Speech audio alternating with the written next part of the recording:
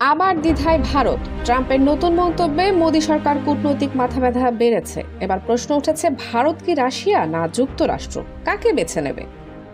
মুখে বন্ধুত্বের কথা, কাজে চাপের পাহাড়, এই হলো ট্রাম্পের স্টাইল।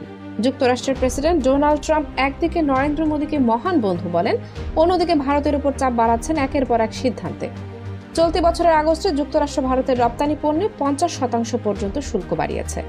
এর প্রভাব সেপ্টেম্বর মাসে মার্কিন বাজারে ভারতের রফতানি কমেছে প্রায় 20%। 4 মাসে এই পতন পৌঁছেছে 40%। বাণিজ্য বিশ্লেষকরা বলছেন, ট্রাম্পের নীতির কারণে দক্ষিণ এশিয়ায় সবচেয়ে বেশি ক্ষতিগ্রস্ত হচ্ছে ভারতই। এদিকে ট্রাম্পের সাম্প্রতিক মন্তব্যে ভারতের রাজনৈতিক অঙ্গনেও চাঞ্চল্য তৈরি হয়েছে। হোয়াইট হাউসে সাংবাদিকদের সঙ্গে আলাপে ট্রাম্প দাবি করেন, নরেন্দ্র মোদী নাকি তাকে আশ্বাস দিয়েছেন ভারত রাশিয়া থেকে আর তেল কিনবে না। তিনি বলেন, এটা হঠাৎ করা সম্ভব নয়, কিন্তু প্রক্রিয়া চলছে।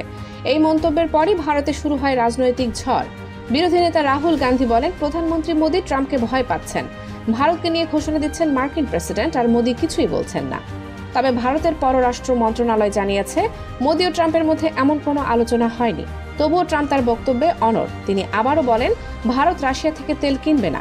ফলে দেশ জুড়ে বাড়ছে প্রশ্ন, ট্রাম্প কি ভারতের হয়ে নীতি ঘোষণা করছেন? রাশিয়া ভারতের পুরনো বন্ধু। স্নায়ুযুদ্ধের সময় থেকে দুই দেশের সম্পর্ক ঘনিষ্ঠ। রাশিয়া থেকেই ভারত পায় সস্তা তেল, প্রতিরক্ষা সরঞ্জাম আর পারমাণবিক সহযোগিতা। অন্যদিকে যুক্তরাষ্ট্র এখন ভারতের সবচেয়ে বড় রফতানি বাজার। গত বছরই ভারত আমেরিকায় প্রায় $87 বিলিয়ন পণ্য বিক্রি করেছে। এখন যদি মোদী রাশিয়া থেকে তেল কেনা বন্ধ করেন, তাহলে ক্ষতি হবে রাশিয়ার সঙ্গে সম্পর্কের। আর যদি কেনা চালিয়ে যান, তাহলে রাগ করবেন ট্রাম্প। ক্ষতি হতে পারে বাণিজ্য সম্পর্কের।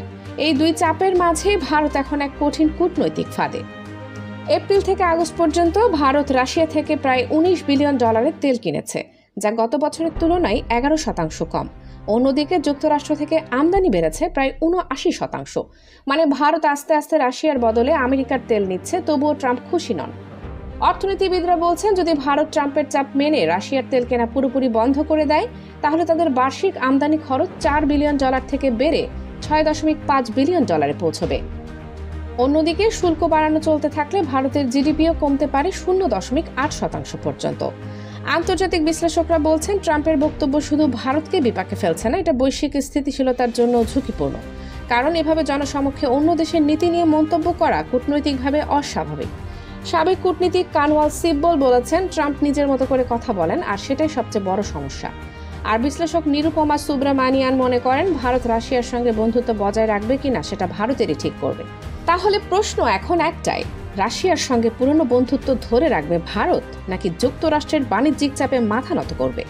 ট্রাম্পের এই দাবি হয়তো সাময়িক রাজনৈতিক নাটক মনে হতে পারে, কিন্তু এর প্রভাব ভারতের অর্থনীতি ও কূটনীতির উপর পড়বেই। আর এই দ্বিধায় এখন মোদী সরকারের সবচেয়ে বড় চ্যালেঞ্জ।